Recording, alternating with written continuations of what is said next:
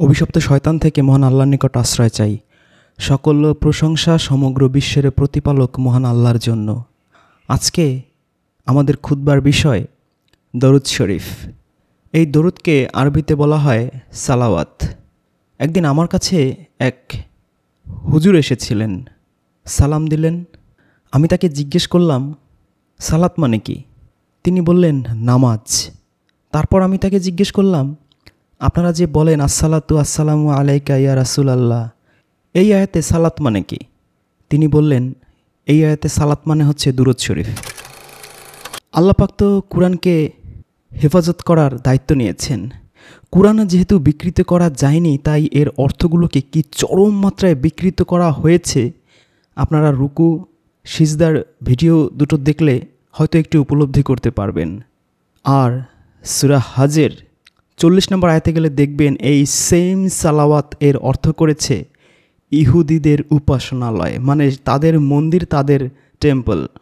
ইহুদিদের উপাসনালয়ের আরবি সম্ভবত আল্লাহ জানতো না, অথবা আল্লাহ বলেছিল যারা কাতেবহি ছিল তারা সম্ভবত ভুলে গিয়েছিল, এজন্য তারা সালাওয়াত লিখেছে সূরা হজের 40 নম্বর আয়াতে। মানে যারা বাংলা অনুবাদগুলো করেছে, আমি অনেকগুলো অনুবাদ পড়েছি, প্রত্যেকটা জায়গায় সূরা হজের 40 নম্বর আয়াতে সালাওয়াত মানে দেওয়া হয়েছে ইহুদিদের উপাসনালয়। কোনো সুস্থ স্বাভাবিক শিক্ষিত মুসলিম যদি এই অনুবাদকারীদের হাতের কাছে পেতেন, কি করতেন আল্লাহই জানে।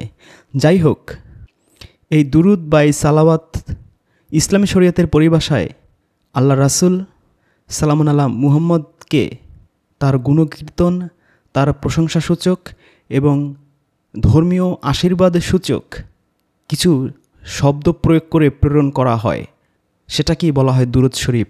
সেই শব্দগুলো কি কি? সেগুলো হচ্ছে সাল্লাল্লাহু আলাইহি ওয়াসাল্লাম। এই সাল্লাল্লাহু আলাইহি ওয়াসাল্লামকেই তারা বলে দুরূদ শরীফ বা সালাওয়াত।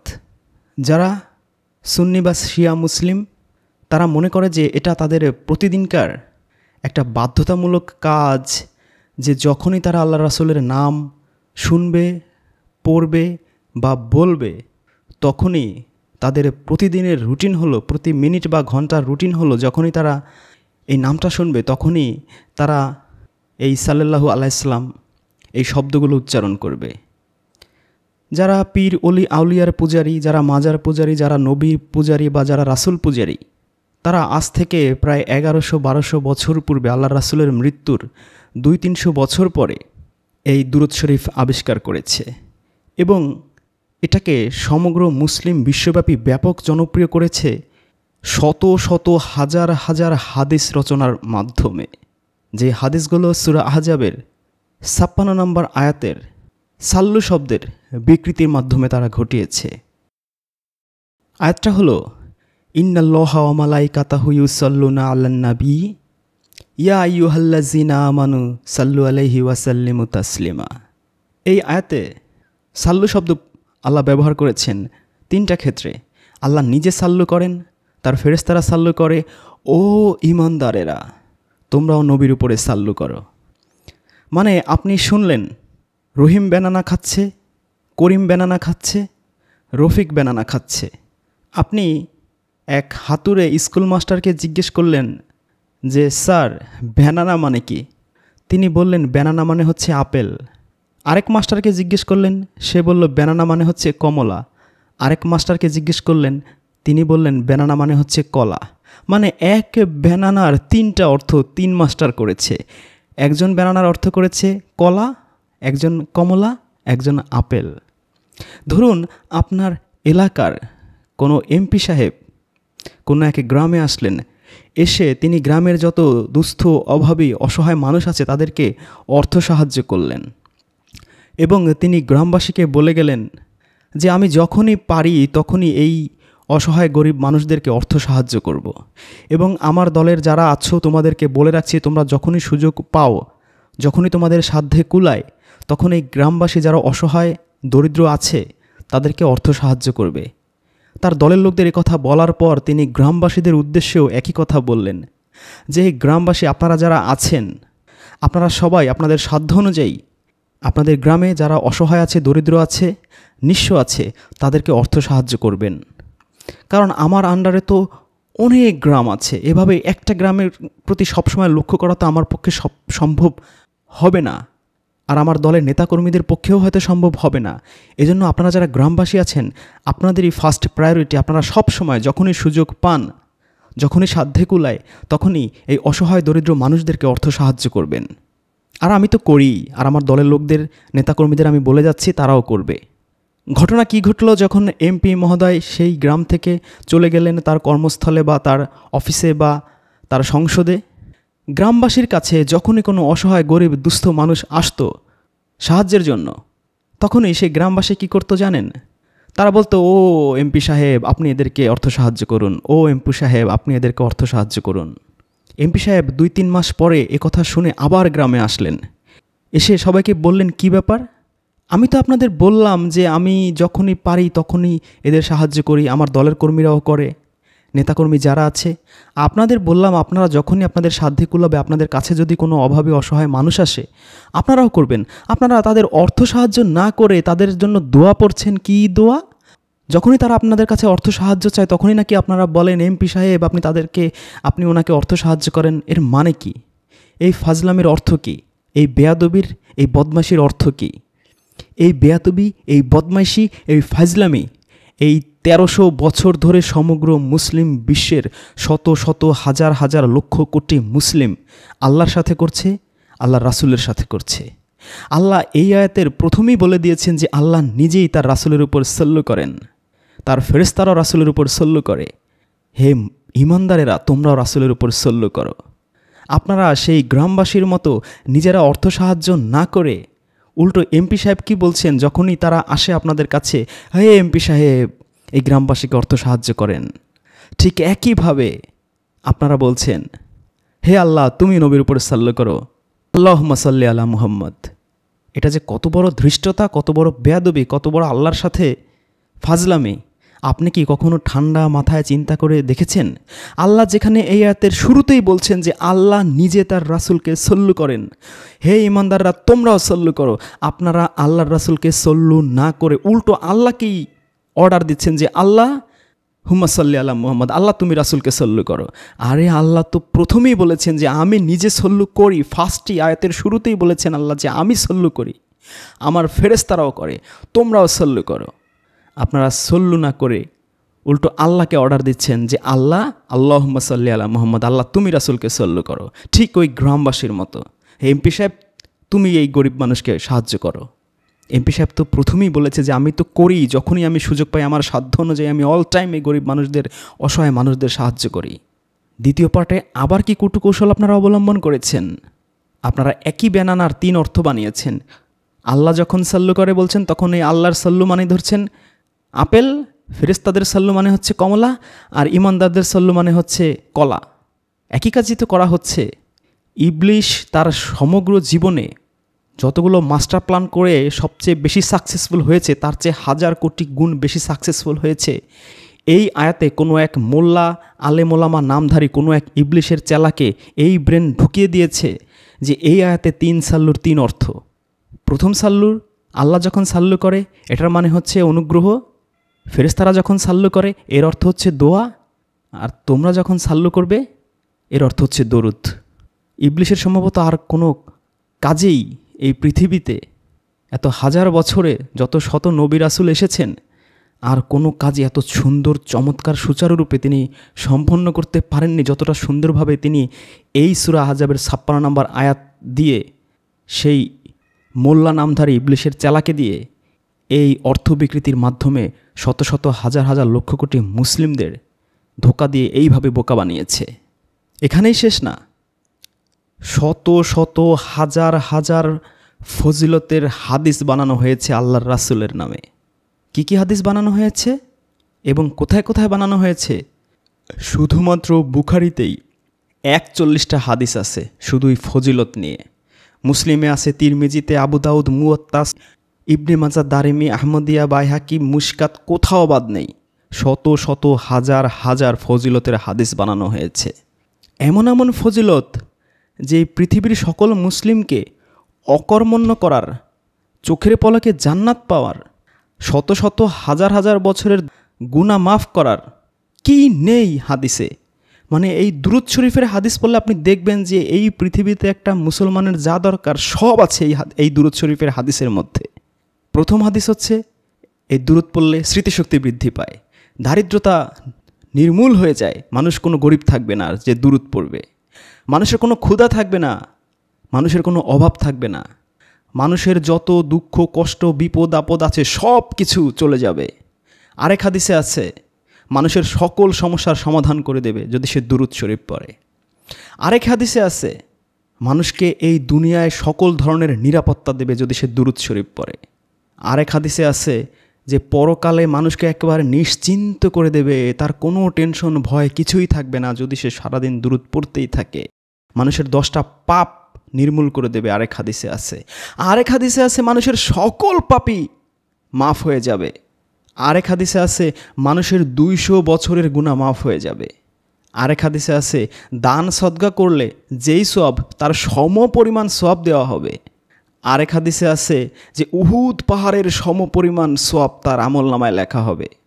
আরেক হাদিসে আছে একটা দাস মুক্ত করলে যেই সওয়াব, একটা দাস কিনে তারপর মুক্ত করলে যেই সওয়াব সম পরিমাণ সওয়াব পাওয়া যাবে। আরেক হাদিসে আছে একটা মানুষের মর্যাদা 10 গুণ বাড়িয়ে দেয় এই দুরূদ শরীফ পড়লে। আপনি বুঝতে পারছেন কি ভয়ঙ্কর প্রতারণা করা হয়েছে? মানুষের দুঃখ কষ্ট অভাব বেদনা পাপ পুণ্য যাই হোক না কেন, আল্লাহকে তারা ডাকার দরকার নেই, আল্লাহর কাছে আর সাহায্য চাওয়ার দরকার নেই যে আল্লাহ তুমি আমার স্মৃতিশক্তি বাড়িয়ে দাও, আল্লাহ তোমার আমার দারিদ্রতা আমার কষ্ট দুঃখ বেদনা জীবনের যত হতাশা সব দূর করে দাও। আল্লাহর কাছে চাওয়ার দরকার নেই, শুধু দুরূদ শরীফ পড়লে তার কাজ হয়ে যাবে। এই দুনিয়ায় এই পৃথিবীতে সকল নিরাপত্তা সকল সিকিউরিটি আল্লাহ দিয়ে দেবে শুধু দুরূদ শরীফ পড়লে। আখিরাত নিশ্চিত হয়ে যাবে দুরূদ শরীফ পড়লে। পাপ মোচন হয়ে যাবে, 200 বছরের পাপ মোচন হয়ে যাবে, সারা জীবনের পাপ মোচন হয়ে যাবে। দান সদগার তার করার দরকার নেই, গরিব মানুষকে আর দেওয়ার দরকার নেই। দুরূদ শরীফ পড়লে সে দান সদগার সম পরিমাণ সওয়াব, তাও কোন লেভেলের? এক একটা সওয়াব হবে উহুদ পাহাড়ের সম পরিমাণ।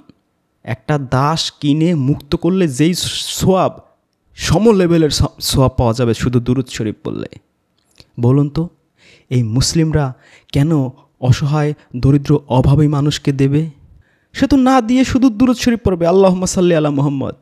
সে কেন পাপ থেকে ফিরে আসবে? সে তো জানে 200 বছর 1000 বছরের পাপও তো মুছে যাবে সব, শুধু যদি আল্লাহুম্মা সাল্লি আলা মুহাম্মদ পড়ি একবার। সেই বিপদে আপদে দুঃখ কষ্টে পড়লে কেন আল্লাহকে ডাকবে? কেন আল্লাহর কাছে করুণ সুরে মিনতি করবে? আল্লাহর সাথে কেন সে রিলেশনশিপ বিল্ড আপ করবে? সে তো বলবে আল্লাহুম্মা সাল্লি আলা মুহাম্মদ। সে কেন দারিদ্রতায় অসহায়ত্বে অভাবে বিপদে আপদে কেন সে আল্লাহর সাথে সম্পর্ক স্থাপন করতে যাবে? কেন সে আল্লাহর সাথে রিলেশনশিপ বিল্ড আপ করতে যাবে? সে তো ওই দুরূদ শরীফই পড়তে থাকবে।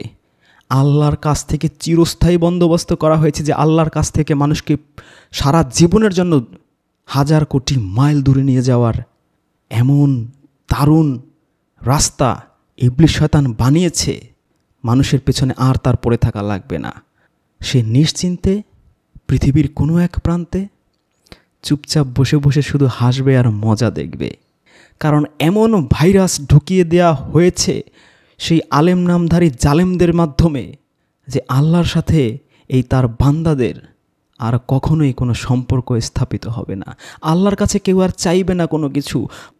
অপকর্ম করুক, পাপ করুক, জুলুম করুক, যা করুক, 200 300 500 বছরের পাপ করলেও সে আল্লাহর কাছে তওবা করবে না। সে অসহায় দরিদ্র অভাবী মানুষকে টাকা পয়সা দেবে না, দান সাদকা করবে না। এই দুরূদ শরীফের অভিশপ্ত চোরাবালির মধ্যে তাকে সে ঢুকিয়ে দিতে পেরেছে সেই আলেম নামের জালেমের মাধ্যমে। শুধু তাই না, আরও হাদিস আছে যে কেউ যদি এরকম রেগুলার দুরূদ শরীফ পড়ে মৃত্যুর আগেই তার জান্নাত 100% নিশ্চিত কনফার্ম হয়ে যাবে। একজন মানুষকে আল্লাহর রাসূলের সবচেয়ে প্রিয় সবচেয়ে কাছের বানিয়ে ফেলবে এবং হাসরের মাঠে একেবারে সুনিশ্চিত যে আল্লাহর রাসূলের সাথে তার দেখা হবেই হবে এবং তার সুপারিশ সাফায়াত করবেই করে একেবারে ডাইরেক্ট তাকে জান্নাতে নিয়ে যাবে। তাহলে যেই মানুষ জানবে যে মৃত্যুর আগে তার জান্নাত কনফার্ম হয়ে যাবে, হাসরের মাঠে তার সুপারিশ কনফার্ম হয়ে যাবে, আল্লাহ রাসূল হবে তার সবচেয়ে কাছের মানুষ, সবচেয়ে প্রিয় মানুষ, সে কেন আল্লাহর উপর ভরসা করবে? সে কেন পাপ কাজ ছেড়ে দেবে? সে কেন কোরআনে যে অজস্র আয়াতে আল্লাহ মানুষকে ভয় দেখিয়েছেন, হুমকি দিয়েছেন যে তোমরা ভালো হয়ে যাও, সৎ পথে চলো, তোমাদের সকল আমলনামা পরিমাপ করা হবে। সূরা আরাফের ৮-৯ নম্বর আয়াতে আল্লাহ বলে দিয়েছেন, যার নেকির পাল্লা ভারী হবে সে জান্নাতে যাবে, আর যার পাপের পাল্লা ভারী হবে সে অনন্ত জাহান্নামে জ্বলবে। সে এগুলোর থোড়াই কেয়ার করবে, যেখানে আল্লাহ অজস্র আয়াতে বলেছেন যে কোনো সুপারিশ হবে না সেই দিন, যার যার আমলনামা অনুযায়ী তার বিচার হবে। সে এগুলোর থোড়াই কেয়ার করবে। সে তো কনফার্ম যে আল্লাহর রাসূল তাকে সুপারিশ করে জান্নাতে না নিয়ে সে নিজেই যাবে না, আল্লাহর রাসূল নিজেই জান্নাতে যাবে না ওই লোককে জান্নাতে না ঢোকানো পর্যন্ত। আরও হাদিস আছে, ফেরেশতারা স্বর্ণের কলম দিয়ে তার এই দুরুদ লিখে আল্লাহর রাসূলের কাছে প্রেজেন্ট করে। আল্লাহর রাসূলকে পড়ে শোনানো হয় এবং সাথে সাথে তিনিও সেই কবরে বসে সেই দুরুদের জবাব দেন। মানে আল্লাহর রাসূলকে 24 ঘন্টার একটা ডিউটি, একটা চাকরি দিয়ে ফেলেছে এই আলেম নামের জালেমরা, যে সারা পৃথিবীর সকল মানুষ যে কোনো সময়, সকাল দুপুর রাত বিকাল, কোনো সমস্যা নেই, যখনই দুরুদ পড়া হবে তখনই স্বর্ণের কলম দিয়ে লিখে আল্লাহর রাসূলের সামনে প্রেজেন্ট করা হবে, তাকে পড়ে শোনানো হবে এবং আল্লাহর রাসূল সাথে সাথে তার জবাব দেওয়া হবে। তারা একবারও ভাবলো না যে একসাথে 1 কোটি মানুষ যদি দুরুদ পড়ে 1 কোটি মানুষেরটা কীভাবে এক instant one time at a time সে শোনাবে ফেরেশতারা। এইটুকু ভাবার মতো কমন সেন্সটা পর্যন্ত ধ্বংস করে দিয়েছে এই মুসলিম উম্মার। ইবলিশের এত বড় মাস্টার প্ল্যান সাকসেসফুল হয়ে গেছে। শুধু তাই না, আরও হাদিস বানানো হয়েছে, যদি কেউ দুরুদ না পড়ে তো শেষ, ফিনিশ, ধ্বংস হয়ে যাবে। তার কোনো নামাজ রোজা, কোনো দোয়া, কোনো ইবাদতই কবুল হবে না যদি সে দুরুদ না পড়ে। যদি নামাজে দুরুদ না পড়ে, যদি কোনো দোয়ার মধ্যে কোনো মুনাজাতে আল্লাহর কাছে সে দুরুদ না পড়ে, তার ওই নামাজ, ওই দোয়া সব কিছু আসমানে গিয়ে ঝুলতে থাকে, আর উপরে যায় না। এমন ভয়ঙ্কর হাদিস পর্যন্ত বানানো হয়েছে। যদি কেউ দুরুদ না পড়ে, কবরে সে আল্লাহ রাসূলের চেহারাও দেখবে না। হাসরের মাঠে তাকে অস্বীকার করা হবে। আল্লাহ রাসূল বলবেন যে তোমাকে আমি চিনি না, তুমি তো দুরুদ পড়োনি। তার যে শাফায়াতের সুপারিশ, তার রিফিউজ করা হবে, অস্বীকার করা হবে, যে আল্লাহ রাসূল করবেই না, যে তুমি দুরুদই পড়ো নাই, তোমার কিসের শাফায়াত, কিসের সুপারিশ। আর সবচেয়ে আতঙ্কজনক বিষয় হচ্ছে যে জান্নাতে যাওয়ার সকল দরজা বন্ধ করে দেওয়া হবে যে দুরুদ পড়বে না। আরও হাদিস আছে, যদি কেউ দুরুদ শরীফ আসরের নামাজ বাদ 100 বার পড়ে তবে তার 80 বছরের গুনাহ মাফ করে দেয়। যদি কেউ জুম্মার দিনে 1000 বার পড়ে তবে যতদিন না ওই ব্যক্তি স্বপ্নে তার বেহেশতের বাড়িটি দেখতে না পায় ততদিন তার মৃত্যু পর্যন্ত হয় না। যে ব্যক্তি দুরুদ শরীফ পড়বে জুম্মার রাতে, জুম্মার দিনে 100 বার, আল্লাহ তার 100টা মনোবাসনা, মনের ইচ্ছা পূরণ করবে। 70টা আখিরাতে, 30টা দুনিয়ায়। মুসলিম কেন আল্লাহর সাথে সম্পর্ক স্থাপন করবে? কেন? তার মনের আশা সব পূরণ হয়ে যাবে। আল্লাহর সাথে সম্পর্ক স্থাপনের দরকার নাই, আল্লাহর কাছে চাওয়ারও দরকার নাই। হাসরের মাঠে আল্লাহর নবীর সবচেয়ে কাছাকাছি, সবচেয়ে প্রিয় মানুষদের একজন হবে সে, যে দুরুদ পড়বে, যে সকালে সন্ধ্যায় 10 বার করে পড়বে। হাসরের মাঠে তার সুপারিশ কনফার্ম করা হয়েছে এই দুরুদ শরীফের মাধ্যমে। বলা হয়েছে যে দুরুদ শরীফ পড়বে, হাসরের মাঠে সুপারিশ আল্লাহর রাসূলের জন্য ওয়াজিব হয়ে যায়। ওয়াজিব মানে করবেনই করবেন, কোনো ভুল নাই।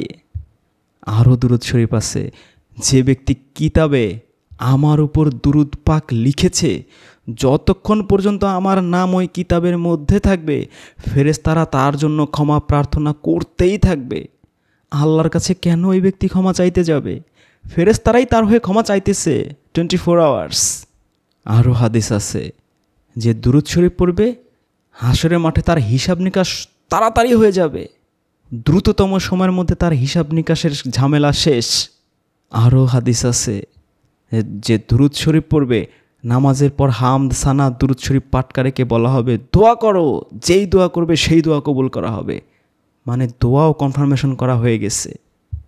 কিয়ামতের দিন আল্লাহ তাআলার আরশের ছায়া ছাড়া কোনো ছায়া থাকবে না। যে দুরুদ শরীফ পড়বে সে ওই আরশের ছায়া পর্যন্ত পাবে। কি বিশাল ফজিলত! আপনার কোনো দোয়া, কোনো নামাজ, কোনো কিছুই কবুল হবে না। সব কিছু আসমান আর জমিনের মাঝখানে ঝুলে থাকবে যদি আপনি দুরুদ শরীফ না পড়েন। আপনি কোনো আসরে, কোনো বৈঠকে যদি দুরূদ শরীফ না পড়েন, কিয়ামতের দিন সেটা আপনার জন্য আফসোসের কারণ হবে। অজস্র অজস্র মানে শত শত হাজার হাজার মানে আল্লাহর সাথে শিরক করার সর্বশ্রেষ্ঠ আবিষ্কার এই আলেম নামের জালেমরাই দুরূদ শরীফের মাধ্যমে করে ফেলেছে এবং আল্লাহর সাথে বান্দার হাজার বছরের দূরত্ব সৃষ্টি করে ফেলেছে। এগুলো স্ট্রেট শিরক। সূরা নিসার 48 নম্বর আয়াত, 116 নম্বর আয়াত, 39 নম্বর সূরার 65 নম্বর আয়াত, 6 নম্বর সূরার আনামের 88 নম্বর আয়াত পড়ে দেখুন। সূরা জিনের 18 নম্বর আয়াতে আল্লাহ বলে দিয়েছেন, মসজিদগুলো আল্লাহর, সুতরাং তোমরা আল্লাহকে ছাড়া আর কাউকে ডেকো না।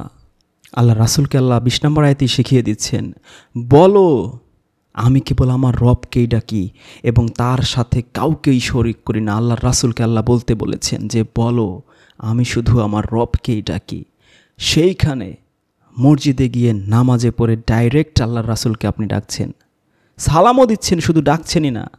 আসসালামু আলাইকা আইয়ুহান নবিয়্যু, আপনাকে কে সালাম দিতে বলেছে, কে ডাকতে বলেছে আপনাকে?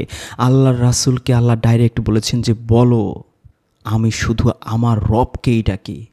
আপনাকে কোনো ওলিয়া আউলিয়া পীর দরবেশ নবী রাসূল কাউকেই ডাকার পারমিশন আল্লাহ দেননি। 18 নম্বর আয়াতে বলে দিয়েছেন যে মসজিদগুলো শুধু আল্লাহরই জন্য, আল্লাহর সাথে তোমরা কাউকে ডেকো না, সে যত বড় নবী রাসূল পীর ওলিয়া আউলিয়া দরবেশ হোক না কেন। এই আয়াত ভায়োলেট করে আমরা কি ভয়ঙ্কর শিরকের মধ্যে ঢুকে যাচ্ছি।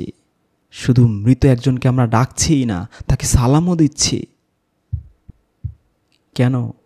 তিনি কি আপনার কোনো মঙ্গল উপকার ক্ষতি কিছু করতে পারবেন না? তার পরের আয়াতেই দেখুন আল্লাহ শিখিয়ে দিচ্ছেন, আল্লাহ রাসূলের মুখ দিয়ে, পবিত্র মুখ দিয়ে বলাচ্ছেন যে বলো আমার কোনো ক্ষমতা নেই তোমাদের মঙ্গল করার, অমঙ্গল করার, তোমাদের উপকার করার, তোমাদের ক্ষতি করার। আল্লাহর রাসূলের কোনো ক্ষমতা নেই। সূরা জিনের 21 নম্বর আয়াতে আল্লাহ তার রাসূলের পবিত্র মুখ দিয়ে বলাচ্ছেন। আপনি কোরআনটা খুলে দেখুন, আর কত এই শিরকের মহাসাগরে ডুবে থাকবেন। তারপরও যদি আপনি না শোনেন, সূরা জিনের 23 নম্বর আয়াতে আল্লাহ বলে দিচ্ছেন যে বলো আমার কাজ শুধু আল্লাহর এই বাণী প্রচার করা, তার বার্তা পৌঁছে দেয়া। সুতরাং আল্লাহ রাসূল তার কাজ করেছেন, তার বার্তা আমাদের কাছে পৌঁছে দিয়েছেন। এখনও যদি আপনি শিরকের সাগরে হাবুডুবু খান, আপনার মতো দুর্ভাগ্যবান, আপনার মতো পোড়া কপাল এই পৃথিবীতে কারো হতে পারে না। আপনি হয়তো ভাবতে পারেন, তো কি হয়েছে, আল্লাহর রাসূল এত কষ্ট করে দিন প্রচার করেছেন, তার বিনিময়ে যেহেতু এখন আর তিনি বেঁচে নেই, একটু না হয় তার প্রশংসা, একটু গুণকীর্তন করিই না, একটু দরুদ পড়ি, তাতে সমস্যা কি, ক্ষতি কি? না না, আল্লাহর রাসূল আপনার কাছে দিন প্রচারের বিনিময়ে কোনো বিনিময় চান না। সূরা ইউনূস আয়াত 72 আল্লাহ শিখিয়ে দিচ্ছেন, আর যদি তোমরা মুখ ফিরিয়ে নাও তাহলে জেনে রাখো আমি তোমাদের কাছে কোনো বিনিময় চাইনি। আমার বিনিময় তো আল্লাহর কাছেই রয়েছে, আর আমাকে আল্লাহর অনুগত থাকার নির্দেশ দেওয়া হয়েছে। আপনার কাছে কোনো বিনিময় তিনি চান না, তিনি বিনিময় চান একমাত্র মহান আল্লাহ রাব্বুল আলামিনের কাছে। সূরা ইউসুফ আয়াত 104, তুমি তো তাদের কাছে কোনো প্রতিদান চাচ্ছ না। এটা সারা বিশ্ববাসীর জন্য এক উপদেশ ছাড়া আর কিছুই নয়। এই আয়াতেও আমরা দেখলাম যে আল্লাহর রাসূল আপনার কাছে তার দিন প্রচারের বিনিময়ে আপনার কাছে কোনো বিনিময় তিনি চাচ্ছেন না। আল্লাহর রাসূলের বিনিময় শুধুমাত্র মহান আল্লাহ রাব্বুল আলামিনের কাছেই আছে। সূরা সাদ আয়াত 86, হে নবী বলো আমি এর জন্য, কুরআনের জন্য তোমাদের কাছে কোনো প্রতিদান চাই না, আর আমি কোনো ধোঁকাবাজও নই। সুতরাং পবিত্র কুরআনের পাতায় পাতায় বর্ণনা করা আছে যে আল্লাহর রাসূল তার দিন প্রচারের বিনিময়ে আপনার আমার কাছে কোনো প্রতিদান চাননি, কোনো বিনিময় চাননি। তার বিনিময়, তার প্রতিদান একমাত্র মহান আল্লাহ রাব্বুল আলামিনের কাছে। তিনি চাননি আপনি জোর জবরদস্তি করে দেবেন, শিরক করবেন। করুন, শিরক করার আগে সূরা নিসার 48 নম্বর আয়াতটা একটু পড়ে দেখুন। আল্লাহ তার সাথে শরিক করার পাপ কিছুতেই ক্ষমা করেন না, এছাড়া অন্যান্য পাপ তিনি যাকে ইচ্ছা মাফ করে দেন। আর যে আল্লাহর সাথে কোনো কিছু শরিক করে, নিঃসন্দেহে সে মহা পাপে আবদ্ধ হলো। সূরা নিসা আয়াত 116। আল্লাহর সাথে শরিক করা হলে তিনি তা ক্ষমা করেন না। এছাড়া আর সব পাপ তিনি যাকে ইচ্ছা ক্ষমা করে দেন। আর যে ব্যক্তি আল্লাহর সাথে শরিক করে সে সুদৃঢ় বিভ্রান্তিতে পতিত হয়। সূরা জুমার আয়াত 65। তোমার প্রতি ও তোমার পূর্ববর্তীদের প্রতি অবশ্যই ওহী পাঠানো হয়েছে যে যদি শিরক করো তাহলে অবশ্যই তোমার কর্মসমূহ, তোমার আমলসমূহ সব নিষ্ফল হয়ে যাবে এবং তুমি ক্ষতিগ্রস্তদের অন্তর্ভুক্ত হবে। সূরা আনাম আয়াত 88। এটাই আল্লাহর পথ, তিনি তার বান্দাদের মধ্যে যাকে চান এ পথ প্রদর্শন করেন। আর তারা যদি শিরক করত তাহলে তাদের সকল আমল বরবাদ হয়ে যেত। এবার আপনি ভেবে দেখুন, আল্লাহর সাথে কোনো পীর, অলি, আউলিয়া, দরবেশ, নবী, রাসূলের শিরক করবেন কিনা? আপনার নামাজে, আপনার দোয়ায় অন্য কাউকে আপনি ডাকবেন কিনা? ডেকে তাকে সালাম দেবেন কিনা? ডেকে তাদের রুহানি ফয়েজ চাইবেন কিনা? তারা আপনাকে কবরে বসে বসে আপনাকে উপকার করতে পারে, ক্ষতি করতে পারে? সূরা জিন 17, 18, 19, 20 আয়াতগুলো পড়ে দেখুন। আল্লাহর রাসূলই যেখানে কারো কোনো উপকার ক্ষতি করার ক্ষমতা রাখতেন না, সেখানে কোথাকার কোনো অলি, আউলিয়া, পীর, দরবেশ। সুতরাং শিরক করার আগে আল্লাহর সাথে যে অন্য কেউ, আল্লাহ ব্যতীত অন্য কেউ আপনার উপকার বা ক্ষতি করার ক্ষমতা রাখে, এই বিশ্বাস অন্তরে লালন করার আগে সূরা নিসার 48, সূরা নিসার 116, সূরা জুমারের 65 এবং সূরা আনামের 88 নম্বর আয়াতটুকু পড়ে দেখবেন। সূরা কাহাফ আয়াত 110। বলো, আমি তো তোমাদের মতোই একজন মানুষ। আমার কাছে ওহী আসে যে তোমাদের ইলাহ একমাত্র ইলাহ। অতএব যে তার রবের সাক্ষাৎ কামনা করে সে যেন নেক আমল করে, সৎ কাজ করে, আর ইবাদতে তার রবের সাথে যেন কাউকে শরিক না করে।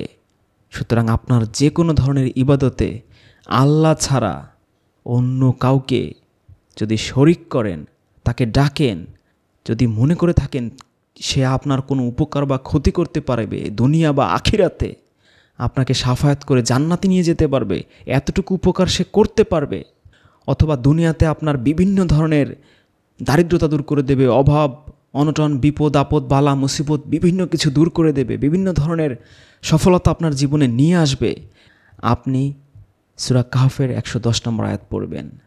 সূরা মারিয়াম আয়াত 65। তিনি আসমান ও জমিন এবং তার মধ্যবর্তী সব কিছুরই রব। সুতরাং তুমি তারই ইবাদতে ধৈর্যশীল থাকো, অবিচল থাকো। তুমি কি তার সমগুণ সম্পন্ন কাউকে চেনো? তুমি কি তার সমতুল্য কাউকে জানো? সুতরাং আল্লাহর সমগুণ সম্পন্ন, আল্লাহর সমতুল্য যে উপকার বা ক্ষতি করার অন্য কেউ আছে? যদি আপনি জানেন, আল্লাহ আপনাকে সেই প্রশ্ন ছুড়ে দিয়েছেন সূরা মারিয়ামের 65 নম্বর আয়াতে। সুতরাং কোনো ইবাদতে, কোনো অবস্থাতেই আল্লাহর সাথে শরিক করা যাবে না। আপনি হয়তো নেক কাজ করতে না পারেন, সৎকর্ম করতে না পারেন, তাও হয়তো বাঁচার আশা আছে, কিন্তু যদি শরিক করেন আপনার সকল আমল বরবাদ হয়ে যাবে। সূরা নাহল আয়াত 51। আল্লাহ বলেন, তোমরা দুজন ইলা গ্রহণ করো না, তিনিই একমাত্র ইলা, সুতরাং তোমরা আমাকেই ভয় করো। এরকম অজস্র আয়াত আছে যে আপনি আল্লাহর সাথে অন্য কোনো ইলা, সেটা নবী হোক, রাসূল হোক, পীর হোক, অলি হোক, আউলিয়া হোক, দরবেশ হোক, যে কোনো ধরনের ইলা যদি শরিক করেন আপনি ধ্বংস হয়ে যাবেন। আপনার দুনিয়াও ধ্বংস হয়ে যাবে, আখিরাতও ধ্বংস হয়ে যাবে। 72 নম্বর সূরার 20 নম্বর আয়াত, 9 নম্বর সূরা তওবার 107 থেকে 109 নম্বর আয়াত, 1 নম্বর সূরার 5 নম্বর আয়াত, 6 নম্বর সূরা আনামের 162 থেকে 164, সূরা আরাফের 194, সূরা রাদ 13 নম্বর সূরার 14 নম্বর আয়াত, সূরা নাহল 16 নম্বর সূরার 20 নম্বর আয়াত, সূরা বানী ইসরাঈলের 22 নম্বর আয়াত, 39 নম্বর আয়াত, 57 নম্বর আয়াত, সূরা কাহফের 102, 110 নম্বর আয়াত, 26 নম্বর সূরা শুআরার 213 নম্বর আয়াত, সূরা কাসাস 28 নম্বর সূরার 88 নম্বর আয়াত, 35 নম্বর সূরার 13 থেকে 14, 38 নম্বর সূরার 65, 39 নম্বর সূরার 3, 39 নম্বর সূরার 36, 45, 40 নম্বর সূরার 14 এবং 46 নম্বর সূরার 5 নম্বর আয়াতগুলো একটু মনোযোগ দিয়ে পড়বেন। তাছাড়া এই দুরূদ শরীফ পড়া এই পৃথিবীতে আল্লাহ কর্তৃক প্রেরিত বিধানের আল্লাহ কর্তৃক প্রেরিত আসমানি কিতাবের ঐশী গ্রন্থের একেবারে বেসিক জিনিসকে ধ্বংস করে দেয়। One of the basic criteria হলো আল্লাহর নবী রাসূলদের প্রতি ঈমান আনা এবং তাদের কারো মধ্যে কোনো রকম পার্থক্য না করা। সূরা বাকারা আয়াত 136।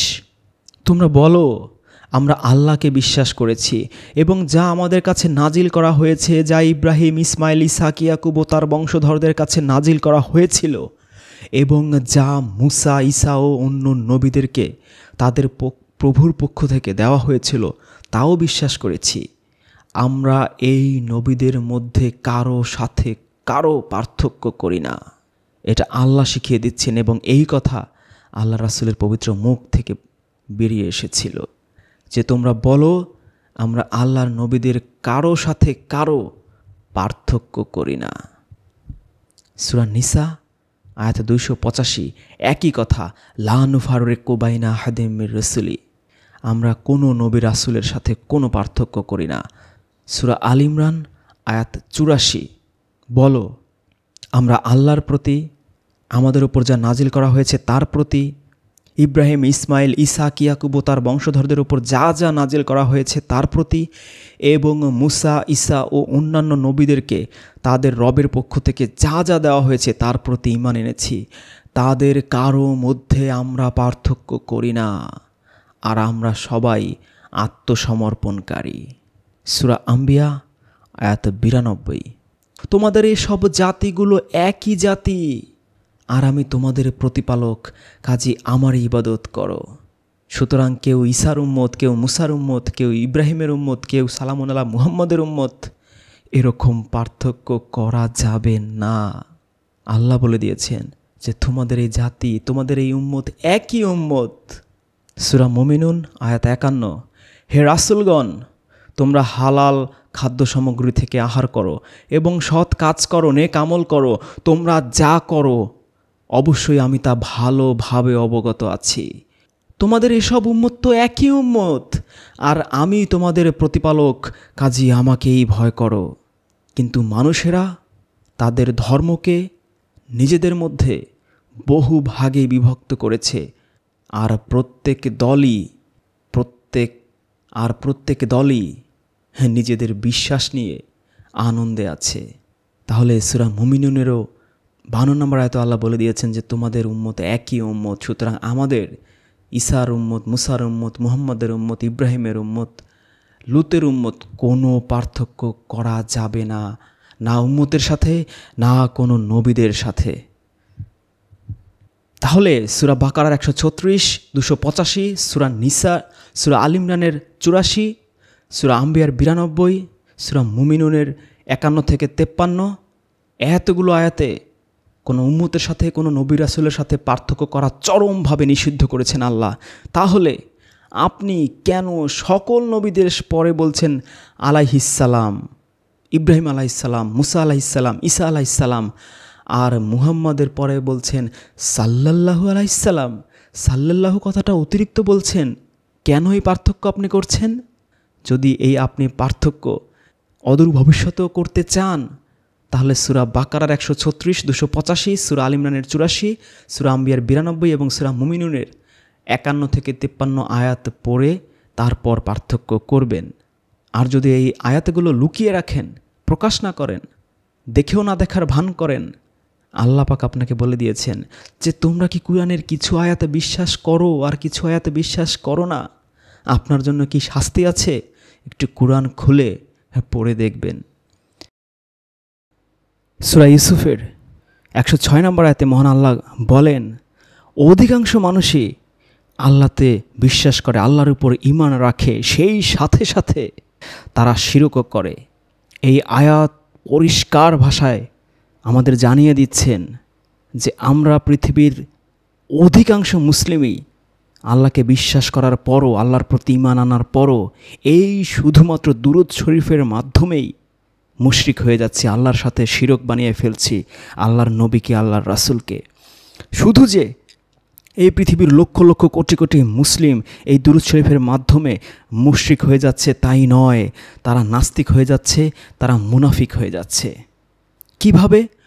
যখন সে পীর, অলি, আউলিয়া, দরবেশ, গাউস, কুতুব, আলেম ওলামা, মুফতি, মাওলানাদের মুখে শোনে যে হাদিসে শত শত হাজার হাজার হাদিস রচিত হয়েছে বা হাদিস লিখিত আছে, সেই হাদিসের কিতাবে যে দুরূদ শরীফ পড়লে মানুষের স্মৃতিশক্তি বৃদ্ধি পায়, মানুষের দারিদ্রতা দূরীভূত হয়, মানুষের ক্ষুধার কষ্ট চলে যায়, মানুষের দুঃখ কষ্ট বেদনা সব কিছু নিঃশেষ হয়ে যায়, মানুষের সকল ধরনের সমস্যা বিপদ আপদ বালা মুসিবত চলে যায়, মানুষকে সকাল থেকে সন্ধ্যা পর্যন্ত, সন্ধ্যা থেকে রাত পর্যন্ত ফেরেশতারা সিকিউরিটি দেয়, নিরাপত্তা দেয়।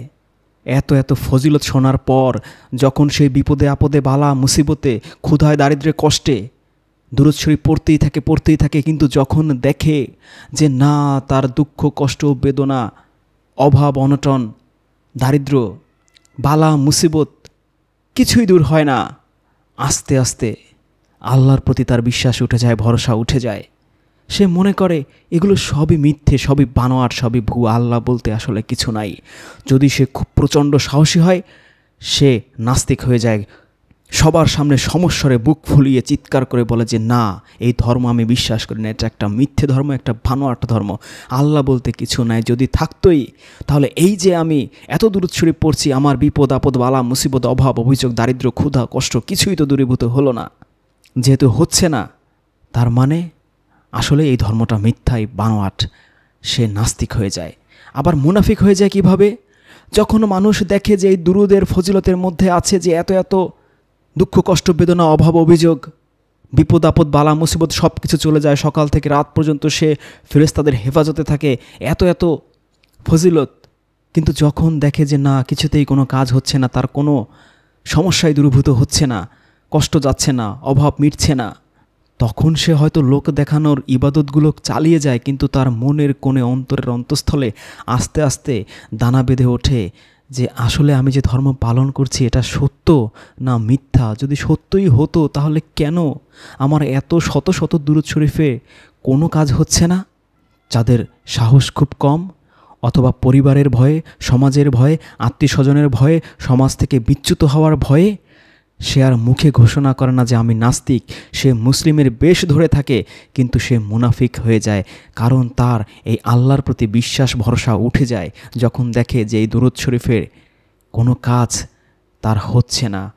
এরও চেয়ে বড় সমস্যা হচ্ছে, অনেক মানুষ আখিরাতে ভয়াবহ বিপদের মধ্যে পড়বে। কারণ সে তো জানে যে আমি অমুক দিনে দোয়া পড়েছি, সে তো জানে যে আমি অমুক দিনে দুরূদ শরীফ পড়েছি, অমুক জুমার সময়, অমুক নামাজের সময়। আমি তো শুনেছি যে মরলেই আমি জান্নাত, আমাকে রাসূল সুপারিশ করে জান্নাতে নিয়ে যাবে, আমার 200 বছরের, 80 বছরের, 40 বছরের, 500 বছরের, 1000 বছরের গুনাহটত্ব সব মাফ হয়ে গিয়েছে, আমার উহুদ পাহাড়ের সমান বড় বিশাল বিশাল সোয়াব, এরকম উহুদ পাহাড়ের সমান হাজার হাজার কোটি কোটি সব আমি কামাই করেছি। যে সে যখন হাশরের ময়দানে গিয়ে দেখে যে সবই ছিল মিথ্যে ভুয়া বানোয়াট হাদিস, আসলে কোনো কাজই হয়নি, একমাত্র আল্লাহর দয়া অনুগ্রহ ছাড়া তার বাঁচার কোনো রাস্তা নাই। তার 40, 50, 80 বছর, 100 বছর, 200 বছরের গুনাহ মাফ তো দূরের কথা, তার 2 মিনিটের গুনাহ মাফ হয়নি।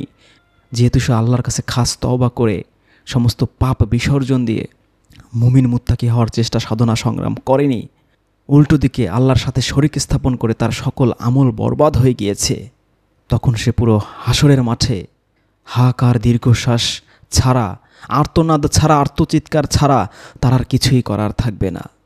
এইভাবে এই দুরূদ শরীফ, একমাত্র দুরূদ শরীফ মানুষকে নাস্তিক বানাচ্ছে, মুনাফিক বানাচ্ছে, এবং হাসরের মাঠের মিথ্যে আশায়, মিথ্যে সুপারিশ, সাফায়াত, গুনাহ মাফের যে মিথ্যে প্রতিশ্রুতির মাধ্যমে সে যে এক স্বপ্নের বাড়ি নির্মাণ করছে, তা ভেঙে চুরে চুরমার হয়ে তার দুনিয়া আখিরাত বরবাদ করে দিচ্ছে, তার একমাত্র কারণ এই দুরূদ শরীফ। ইবলিস শয়তানের সর্বশ্রেষ্ঠ অস্ত্র এই দুরূদ শরীফ।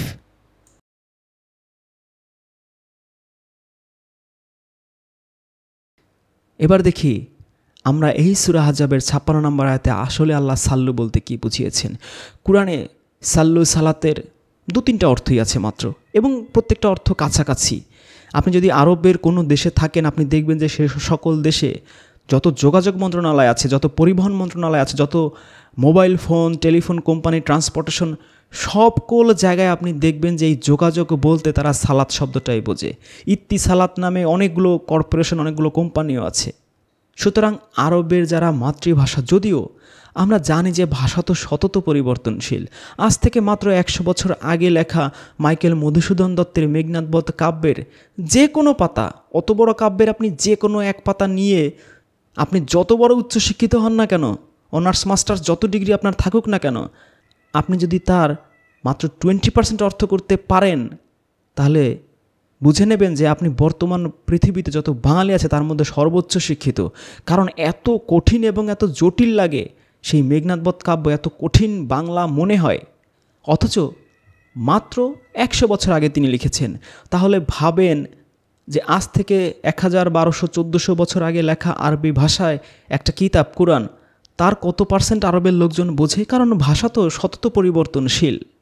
তারাও কিন্তু কুরআনের 70-80% অর্থ বোঝে না, কারণ আরবিতে যেই ভাষায় কুরআন লেখা হয়েছে তার অনেক অর্থই এখন ভাষার কাজই পরিবর্তনশীল। আজ থেকে 20-30 বছর আগে মানুষ বাংলা যেভাবে কথা বলতো, এখন কিন্তু ভাষায় অনেক পরিবর্তন এসেছে। এখন যে আগে একটা সময় ছিল আরবি ফার্সির শব্দের, উর্দু শব্দের ব্যাপক প্রভাব, ব্যাপক ব্যবহৃত হতো, কিন্তু বর্তমানে ইংরেজি শব্দ ব্যাপকভাবে ব্যবহৃত হয়। এটাই ভাষার ধর্ম। তারও আগে ফার্সি ভাষার ব্যাপক প্রভাব ছিল। প্রত্যেকটা ভাষাই পৃথিবীর সতত পরিবর্তনশীল। মাত্র 50-100 বছরই ভাষা যে কতটা পরিবর্তনশীল, সেই ভাষাভাষীরা যদি তারা 100-150-200 বছর আগের সাহিত্য, গল্প, কবিতা, উপন্যাস পড়ে তাহলে খুব পরিষ্কারভাবে বুঝতে পারবে। কিন্তু সৌভাগ্যবশত আরবে এখনও তারা সালাত বলতে যোগাযোগই বোঝে, কমিউনিকেশনই বোঝে। এবং কুরআনের অধিকাংশ জায়গায় সালাত বলতে কমিউনিকেশন, যোগাযোগ ব্যবহৃত হয়েছে, এবং কয়েকটা জায়গায় সালাত বলতে সহায়তা বা সাপোর্ট বোঝানো হয়েছে, এবং কয়েকটা জায়গায় সালাত বলতে সর্বোচ্চ ফোকাস, এই পৃথিবীর মানুষের সর্বোচ্চ ফোকাস, 100% ফোকাস, কনসেন্ট্রেশন, মনোযোগ দেওয়ার কথা বোঝানো হয়েছে। যে আল্লাহর সাথে তোমরা সালাত করো, মানে কি আল্লাহকে তোমার লাইফের সবচেয়ে 100% ফোকাস আল্লাহর প্রতি দাও, সমস্ত মনোযোগ, কনসেন্ট্রেশন সব কিছু আল্লাহর কাছে দাও। আমাদের প্রত্যেকের জীবনে কোনো না কোনো জিনিসের প্রতি আমাদের 100% ফোকাস থাকে, কারো টাকার প্রতি, কারো ক্ষমতার প্রতি, কারো নারীর প্রতি, কারো পুরুষের প্রতি, কারো পড়াশোনার প্রতি, কারো নায়ক হওয়ার প্রতি, কারো শিল্পী হওয়ার প্রতি, কারো কবিতার প্রতি, কারো সাহিত্যের প্রতি, কারো ভ্রমণের প্রতি, কারো খেলাধুলার প্রতি। পৃথিবীর এমন কোনো মানুষ নাই যার কোনো না কোনো 100% ফোকাস আছে। প্রত্যেকটা মানুষেরই কোনো না কোনো বিষয়ে তার সমস্ত ধ্যান, জ্ঞান, চিন্তা, সাধনা কোনো না কোনো ফোকাসকে কেন্দ্র করেই, যার উপরে তার পুরো লাইফ সার্কেল চলে। সে জীবনের প্রত্যেকটা স্টেজেই কোনো না কোনো জিনিসকে ফোকাস করেই তার জীবনটাকে সে আবর্তন করে। কখনো সে কোনো প্রেমিকা বা প্রেমিকের, কখনো সে পড়াশোনার, কখনো ডিগ্রির, কখনো চাকরির, কখনো ব্যবসার, কখনো টাকার, কখনো অর্থ সম্পদের, কখনো ক্ষমতার, রাজনীতির, কখনো পরিবারের, কখনো সন্তানদের।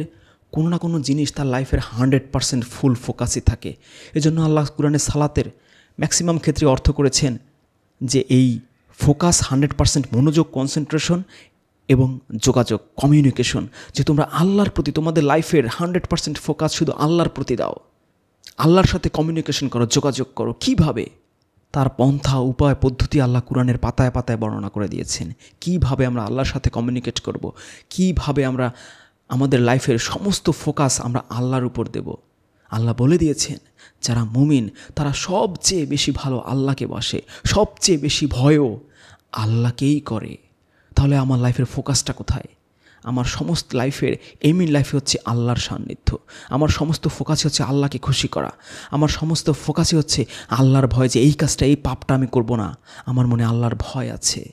আল্লাহর সাথে কমিউনিকেশনের বেস্ট ওয়ে কি? আমি তো আল্লাহকে দেখিনি, তার মেসেজ, তার বাণী, সেটা তো জাজ্বল্যমান পৃথিবীতে এখনও আছে। তার বাণীগুলো পড়লেই, তার মাধ্যমেই, তার বাতলে দেয়া পথ, উপায়, পদ্ধতি অনুসরণ করলেই আপনি সেই সান্নিধ্যে যাওয়ার, সেই যোগাযোগ করার, কমিউনিকেশন করার সিরাতুল মুস্তাকিম পথ মত আপনি পেয়ে যাবেন। সূরা আহজাবেও তাই। তাছাড়া আপনি যদি 75 নম্বর সূরার 31 নম্বর আয়াত, 74 নম্বর সূরার 43 নম্বর আয়াত, 33 নম্বর সূরার 43 থেকে 56 আয়াত, 9 নম্বর সূরা তওবার 103 আয়াত এবং 2 নম্বর সূরা বাকারা 157 আয়াত পড়েন, আপনি মর্মে উপলব্ধি করবেন যে এখানে আল্লাহ সেই কমিউনিকেশন, সাপোর্ট এবং কনসেন্ট্রেশন তাই বুঝিয়েছেন সালাত দিয়ে। দেখুন সূরা আহজাবেরই 56 নম্বর আয়াতের মাত্র 13টা আয়াত আগে 43 নম্বর আয়াতটা খেয়াল করুন। সেইম ওয়ার্ড, হুয়াল্লাযী ইউসাল্লি আলাইকুম ওয়া মালাইকাতাহু লিইখরিজাকুম মিনাজ যুলুমাতি ইলান নূরি। সেম সাল্লু, একই শব্দ, একই ওয়ার্ড, যে আল্লাহ তোমাদের উপরে সাল্লু করেন। শুধু আল্লাহ নন, ফেরেশতারাও তোমাদের উপর সাল্লু করে। তাহলে সেই 56 নম্বর আয়াতের সম লেভেলের একই ক্যাটাগরির একই প্যাটার্নের আয়াত কিন্তু 43 নম্বর আয়াতে। তাহলে এখান থেকে আপনি বুঝতে পারছেন যে সাল্লু বলতে আল্লাহ কি বুঝিয়েছেন। আল্লাহ কি এই মুমিনদের প্রতি দুরূদ পড়ে? কি করে দেখুন, সেটার ইম্প্যাক্টটা কিন্তু একই আয়াতে বর্ণনা করা আছে যে ফেরেশতারা এবং আল্লাহ সাল্লু করে কেন? যাতে করে লি ইউখরিজাকুম মিনাজ যুলুমাতি ইলান নূর, তোমাদেরকে অন্ধকার থেকে আলোর পথে নূরের দিকে নিয়ে আসতে পারেন।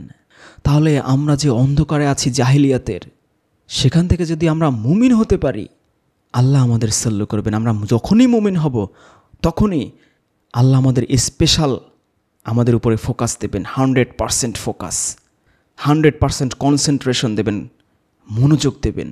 কেন? ওই যে আমরা মুমিন হয়েছি, আল্লাহতে বিশ্বাস করেছি, আল্লাহর কিতাবে বিশ্বাস করেছি, তখন আমরা যে জাহিলিয়াতের মধ্যে আছি সেখান থেকে আমাদের নূরের দিকে নিয়ে যাওয়ার জন্য আল্লাহ কনসেন্ট্রেশন করবেন, কমিউনিকেশন করবেন, তার ওহির মাধ্যমে হোক, তার ফেরেশতার মাধ্যমে হোক, তার রাসূলদের মাধ্যমে হোক, এনি হাউ তিনি আপনার উপর ফোকাস করবেন, আপনার সাথে কমিউনিকেট করবেন, 100% ফোকাস করবেন। ফেরেশতারাও সেই একই কাজ করবে, যাতে করে আপনাকে জাহিলিয়াতের অন্ধকার থেকে নূরের দিকে নিয়ে আসতে পারেন। আপনাকে সব ধরনের সাপোর্ট করবেন, সহায়তা করবেন, যদি আপনি তার এই রজ্জুকে, তার এই বাণীকে আঁকড়ে ধরেন। কারণ এর মাধ্যমে তো আপনি তার সাথে যোগাযোগ করতে পারবেন, এছাড়াও তো কোনো পথ নেই। আপনি কি জানেন কী কী কাজ করলে জান্নাতে যাবেন, কী কী কাজ করলে জাহান্নামে যাবেন, কী কী কাজ করলে আল্লাহর সান্নিধ্যে যাবেন, কী কী কাজ করলে আল্লাহ খুশি হয়, কী কী কাজ করলে আল্লাহ ফেরেশতা নাজিল করে? কিছুই জানেন না। যখনই আপনি কোরআনকে আঁকড়ে ধরবেন, তার এই ঐশী বাণীকে, তখনই আপনি এই জাহিলিয়াতের অন্ধকার থেকে, যা যা না জানেন, যে সমস্ত অজ্ঞতা আপনার মধ্যে আছে, সেখান থেকে বেরিয়ে আপনি নূরের দিকে, আলোর দিকে ধাবিত হবেন। আর আল্লাহ তো নূর সূরায় নিজেকেই নূর বলেছেন, এই কোরআনকেও আল্লাহ নূর বলেছেন। সূরা তাওবার 103 নম্বর আয়াতে আল্লাহ রাসূলকে আল্লাহ বলছেন ওয়াসাল্লি আলাইহিম, আল্লাহ রাসূলকে আল্লাহ বলছেন তুমি তাদেরকে সাল্লু করো। তার মানে এই যে একটু আগে আল্লাহ বলেছেন যে আল্লাহ মুমিনদের উপর সাল্লু করেন, তার ফেরেশতারাও সাল্লু করে, এবার আল্লাহ রাসূলকেও সাল্লু করতে বলেছেন মুমিনদের উপরে। তাহলে কি আল্লাহ রাসূল সেই মুমিনদের জন্য দরুদ পড়বে? দরুদ পড়বে না। তিনি তাদের সাথে কমিউনিকেট করবেন, তাদেরকে সাপোর্ট করবেন, তাদের উপর 100% ফোকাস দেবেন, মনোযোগ দেবেন। মনোযোগ না দিলে কি হয়? সূরা আবাসাতে পড়েননি কি বলেছে আল্লাহ? একটা মানুষ যত গরিব হোক, অসহায় হোক, বৃদ্ধ হোক, অন্ধ হোক, কানা হোক, ল্যাংড়া হোক, আল্লাহ রাসূলকে বলেছেন আপনি কেন তার উপরে মনোযোগ দিলেন না, কনসেন্ট্রেশন দিলেন না? সাথে সাথে আল্লাহ ধমক দিয়েছেন। সূরা আবাসা আয়াত 1, সে ভুরুকুঞ্চিতে করলো, মুখ ফিরিয়ে নিল। মানে কি? সে মনোযোগ দেয়নি, তার উপর ফোকাস দেয়নি, কনসেন্ট্রেশন করেনি। এই জন্যই আল্লাহ সাথে সাথে বকা দিয়েছেন যে রাসূল ভুরুকুঞ্চিতে করলো, মুখ ফিরিয়ে নিল, তার কাছে অন্ধ লোকটি এসে পড়ায়, তুমি কেমন করে জানবে? সে হয়তো পরিশুদ্ধ হতো অথবা উপদেশ গ্রহণ করত এবং এই উপদেশ তার উপকারে আসতো। যে লোক কারো পরোয়া করে না, তুমি তার দিকে মনোযোগ দিচ্ছ। এই যে দেখেছেন, তাহলে এই যে মনোযোগ দেওয়া, কনসেন্ট্রেশন করা, তার বিপরীতটাই আল্লাহ রাসূল করেছিলেন, মুখ ফিরিয়ে নিয়েছিলেন। ওয়াতাওয়াল্লা, এই মুখ ফিরিয়ে নেওয়া হচ্ছে ওয়াতাওয়াল্লা, আর পুরো মুখ দেওয়া, পুরো মনোযোগ দেওয়া, মুখ ঘুরিয়ে তার দিকেই ফোকাস করা, এই ওয়াতাওয়াল্লার বিপরীত ওয়াসল্লা।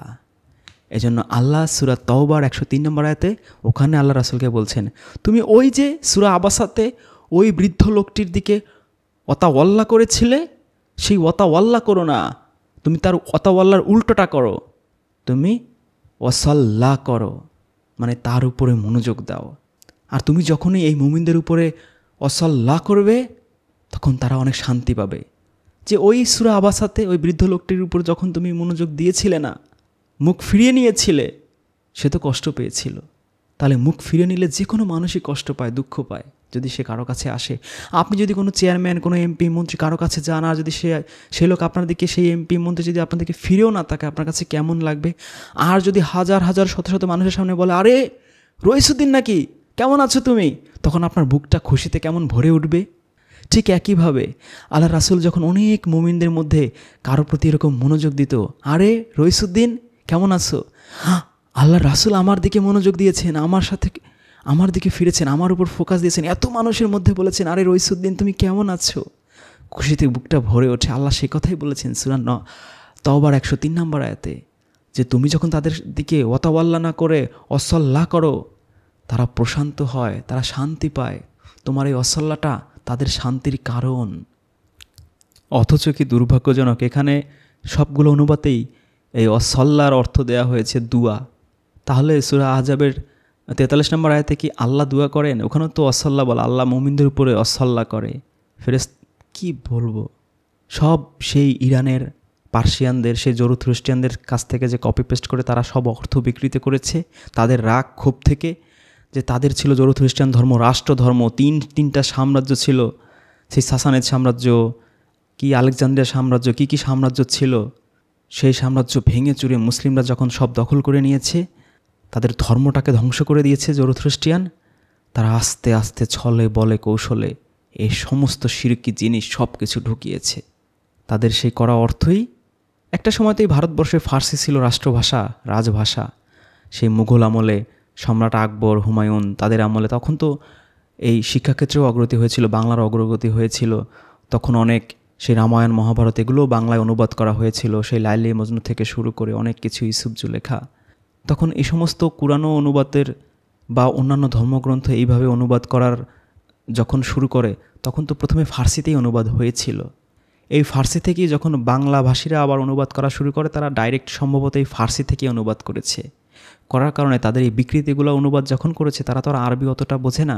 ফার্সি যেহেতু রাষ্ট্রভাষা ছিল এইসব অঞ্চলে 600-700 বছর, তারা এই ফার্সি থেকে যখন অনুবাদ করেছে, এইভাবেই করেছে। সূরা তওবারই আর 3-4 আয়াত আগেই এই একই অবস্থা, অসলাওয়াত একই শব্দ আছে, এইখানেও অর্থ করেছে দুয়া। কি দুর্ভাগ্য আমাদের। তাহলে আমরা দেখলাম সূরা তওবার 99 নম্বর আয়াত, 103 নম্বর আয়াত এখানেও আছে সল্লু, সূরা আহজাবও দেখলাম সল্লু। তাহলে আমরা শিওর যে সূরা আহজাবেও একই শব্দ। সূরা 43 নম্বর আয়াতের যেই প্যাটার্ন, সেম প্যাটার্ন 56 নম্বর আয়াতে। আয়াতের সর্বশেষে আছে তাসলিমা। তাসলিমার অর্থ কি করেছে? ওয়াসাল্লিমু তাসলিমা। তাসলিমা অর্থ করেছে সালাম জানাও। তাসলিমা অর্থ সালাম জানাও। দেখুন সূরা আহজাবেরই 22 নম্বর আয়াতে সেম শব্দ আছে, ও তাসলিমা। এর অর্থ হচ্ছে আনুগত্য। আমরা সবাই জানি তাসলিমা, তাসলিম, এখান থেকে তো মুসলিম শব্দটা এসেছে। তো মুসলিম, মুসলিমিন, মুসলিমুন, তাসলিমা সেম প্যাটার্নের ওয়ার্ড, সেম রুট ওয়ার্ড। এর অর্থ হচ্ছে আনুগত্য, আত্মসমর্পণকারী। সেখানে অর্থ ওখানে দেওয়া 22 নম্বর আয়াতে ঠিকই অর্থ সুন্দরভাবেই দিয়েছে, যে এতে তাদের ঈমান ও আনুগত্য বৃদ্ধি পেল। কিন্তু 56 নম্বর আয়াতে ঠিকই এই তাসলিমার অর্থ বিকৃত করে দিয়েছে সালাম দাও। তাসলিমা শব্দ আরও আছে। তাহলে সূরা আহজাবের 56 নম্বর আয়াত অনুযায়ী যদি এখানে এই সাল্লু অর্থ যদি আল্লাহ রাসূলের প্রতি দরুদ পড়া হয়েই থাকে, সেই মোল্লারা যেভাবে বলে, তাহলে একই লজিকে, যেহেতু একই প্যাটার্নে 43 নম্বর আয়াতটাও আল্লাহ বর্ণনা করেছেন, তাহলে যত মুমিন আছে এই পৃথিবীতে সবার নাম শোনার সাথে সাথেই তাদের প্রতিও আমাদের সাল্লু করতে হবে। যেহেতু 43 নম্বর আয়াতেও আল্লাহ বলে দিয়েছেন যে আল্লাহ এবং তার ফেরেশতারা মুমিনদের প্রতি সাল্লু করেন। কিন্তু বাস্তবে কি দেখা যায়, যে 43 নম্বর আয়াতে যে আল্লাহ মুমিনদের প্রতি সল্লু করেন এবং আল্লাহর ফেরেশতারা মুমিনদের প্রতি সল্লু করেন, কিভাবে সল্লু করেন, কোন দোয়া পড়ে সল্লু করেন? আল্লাহুম্মা সাল্লি আলা মুমিনুন বলেন। দুরূদ শরীফ তো কত 10, 15, 20, 30 ক্যাটাগরির বানানো হয়েছে। শিয়ারা তো আরও অধিক ক্যাটাগরির বানিয়েছে। তাহলে কোন ক্যাটাগরির দুরূদ শরীফ তারা বানিয়েছে এই সূরা আহজাবের 43 নম্বর আয়াত এর প্র্যাকটিক্যালি আমল করার জন্য, সেটা হুজুরদের অবশ্যই বলতে হবে, এই মোল্লাদের অবশ্যই বলতে হবে। তারা এই মুমিনদের উপর কখনোই সল্লু করে না এবং মুমিনদের উপর সল্লু করা তারা প্রয়োজনও মনে করে না। এটাই হচ্ছে বাস্তবতা। আমরা সূরা নিসার 65 নম্বর আয়াতটা একটু পড়ে দেখি। এখানেও আমরা দেখি এই আয়াতের সর্বশেষে আছে তাসলিমা। এই তাসলিমাতে কি নবীর প্রতি সালাম প্রেরণ করা হয়? আসসালাতু আসসালামু আলাইকা ইয়া রাসূলুল্লাহ যে আমরা বলি, অথবা নামাজের মধ্যে আসসালামু আলাইকা ইয়া রাসূলুল্লাহ বলি, তো সূরা আহজাবের 56 নম্বর আয়াতে যে তাসলিমা দিয়ে সালাম বোঝানো হয়েছে বলতে চায় মোল্লারা, তাহলে সূরা নিসার 65 নম্বর আয়াতে যে সর্বশেষ তাসলিমা আছে, এখানে কেন এই তাসলিমা মানে সেই পূর্ণ আত্মসমর্পণ, মানে মুসলিম শব্দের যে অর্থ, সেই পূর্ণ আত্মসমর্পণ বোঝানো হয়েছে সেই সূরা আহজাবের 22 নম্বর আয়াতের মতো? এবার আমরা দেখি সূরা বাকারার 156 নম্বর আয়াত। আল্লাহ বলছেন, যারা বিপদ আসলে বলে কলু ইন্না লিল্লাহি ওয়া ইন্না ইলাইহি রাজিউন, কলু ইন্না লিল্লাহি ওয়া ইন্না ইলাইহি রাজিউন, যারা বিপদ আসলে বলে আমরা তো আল্লাহরই বান্দা এবং আমরা তার কাছেই ফিরে যাব। এই কথা যারা বলে যে কোনো বিপদে আপদে যে আমরা তো আল্লাহরই বান্দা, আল্লাহর কাছেই তো একসময় আমরা ফিরে যাব, মানে এই কথা বলে তারা ধৈর্য ধারণ করে, আল্লাহর উপর ভরসা করে, তার ঠিক পরের আয়াতেই বলেছেন যে আল্লাহ তাদের উপর সালাওয়াত করেন। তার মানে কি আল্লাহ তাদের উপর দুরূদ পড়েন? আল্লাহ তাদের উপর দরুদ পড়েন না, আল্লাহ তাদের উপর সালাওয়াত করেন যাতে করে তারা হেদায়েতের সঠিক পথে থাকতে পারে। ঠিকই যেমনটা সূরা আহজাবের 43 নম্বর আয়াতে যে আল্লাহ বলেছেন যে আল্লাহ ও তার ফেরেশতারা মুমিনদের উপর সাল্লু করেন যাতে করে অন্ধকার থেকে, জাহিলিয়াতের অন্ধকার থেকে হেদায়েতের নূরের দিকে নিয়ে আসতে পারেন। ঠিক একই প্যাটার্ন সূরা বাকারার 157 নম্বর আয়াতে আল্লাহ বলেছেন, যারা বলে বিপদে আপদে যে আমরা তো আল্লাহরই জন্য, ইন্না লিল্লাহি ওয়া ইন্না ইলাইহি রাজিউন, আল্লাহ তাদের উপরে এইখানেও সাল্লু করেন, সালাওয়াত করেন যাতে করে তারা সে জাহিলিয়াতের অন্ধকার থেকে বের হয়ে নূরের পথে বেয়ে সঠিক হেদায়েতের পথে চলতে পারে, সুপথে চলতে পারে। সূরা বাকারা আয়াত 157 এবং সূরা তওবার 103 নম্বর আয়াতে দেখেছি যে আল্লাহর রাসূলও এইভাবে সাল্লু করেন মুমিন বান্দাদের প্রতি। আবার সেই মুমিন বান্দারাও আবার দেখেছি 99 নম্বর আয়াতে তারাও রাসূলকে এইভাবে সাল্লু করে, সালাওয়াত করে। মহান আল্লাহ আমাদের সকলকে একমাত্র লা শারীক আল্লাহর ইবাদত করার তৌফিক দান করুক। আল্লাহর সাথে যেন আমরা ফাঁসির মঞ্চে দাঁড়িয়েও জীবনের সর্বোচ্চ ঝুঁকির মধ্যে থেকেও যেন কারো সাথে শরীক না করি, সেই তৌফিক দান করুক। কারণ সূরা নিসার 48, 116, সূরা জুমারের 65 এবং সূরা আনামের 88 নম্বর আয়াতে আল্লাহ বলেছেন যে আল্লাহ পৃথিবীর সকল গুনাহ ক্ষমা করবেন কিন্তু তার সাথে শিরকের গুনাহ ক্ষমা করবেন না। এবং আল্লাহ সূরা জুনের 18 নম্বর আয়াতে বলেছেন যে আমরা যেন আল্লাহর সাথে অন্য কাউকে না রাখি। এবং আল্লাহর রাসূলকে দিয়ে বলেছেন সূরা জিনের 21 নম্বর আয়াতে যে তুমি বলে দাও যে আমি তোমাদের কারো উপকার বা ক্ষতি করতে পারি না। এবং আল্লাহ তার রাসূলকে দিয়েই বলেছেন যে আমি তোমাদের কারো কাছে কোনো বিনিময় চাই না, আমার বিনিময় তো শুধু আল্লাহরই কাছে। এবং সূরা বাকারার 136, 285, সূরা আল ইমরানের 84, সূরা আম্বিয়ার 92, সূরা মুমিনুনের 51 এবং 53 নম্বর আয়াতে আমরা দেখেছি যে কোনো নবী রাসূলের মধ্যে কোনো পার্থক্য করা যাবে না। সুতরাং আমরা অন্যান্য সকল নবীর ক্ষেত্রে বলবো আলাইহিস সালাম, আর মুহাম্মদের নামের পরে বলবো সাল্লাল্লাহু, অতিরিক্ত বলবো, এটা চরম আল্লাহর আয়াতের চরম লঙ্ঘন হয়ে যাবে, আল্লাহর নির্দেশের চরম লঙ্ঘন হয়ে যাবে যদি এই পার্থক্য আমরা করি। তাছাড়া আমরা সূরা তওবার 103, সূরা বাকারার 157 এবং সূরা আহজাব এর 22-43 আয়াত পড়ে দেখেছি যে এই সালাওয়াত, এই সাল্লু আল্লাহ নিজেও করেন মুমিনদের প্রতি, ফেরেশতারা করেন মুমিনদের প্রতি, আবার মুমিনরাও আল্লাহ রাসূলের প্রতি করে, আবার আল্লাহ রাসূলও সূরা তওবার 103 নম্বর আয়াতে দেখেছি যে মুমিনদের প্রতি করে। তাহলে এই সাল্লু, এই সালাওয়াত, এই কমিউনিকেশন, এই 100% ফোকাস, মনোযোগ, সমস্ত কিছু মূল উদ্দেশ্য কি? যাতে করে সবাইকে জাহিলিয়াতের অন্ধকার থেকে হেদায়েতের নূরে উদ্ভাসিত করা যায়। সুতরাং আমরা সবাই যেন জাহিলিয়াতের অন্ধকার থেকে হেদায়েতের নূরে উদ্ভাসিত হতে পারি, সেই তৌফিক যেন আল্লাহ আমাদের দান করেন, সেই কামনা করব মনের অন্তরের অন্তঃস্থল থেকে। একইভাবে যে আয়াতের শেষে আছে তাসলিমা, এই তাসলিমা অর্থ কখনোই সালাম নয়। আমরা অজস্র আয়াতগুলোতে দেখেছি এবং 22 নম্বর আয়াতে দেখেছি যে তাসলিমা, মুসলিম, মুসলিমুন, তাসলিমুন একই রুটওয়ার্ড, এর অর্থ হচ্ছে আত্মসমর্পণ করা। সুতরাং যে আলেম নামের জালেমরা এইভাবে সূরা আহজাবের 56 নম্বর আয়াতের অর্থ বিকৃত করে আমাদেরকে মুশরিক হওয়ার অতল গহ্বরে ঠেলে দিয়েছে, তাদের উপর লানত, তাদের উপর লাহনত, তাদের উপর লাহনত।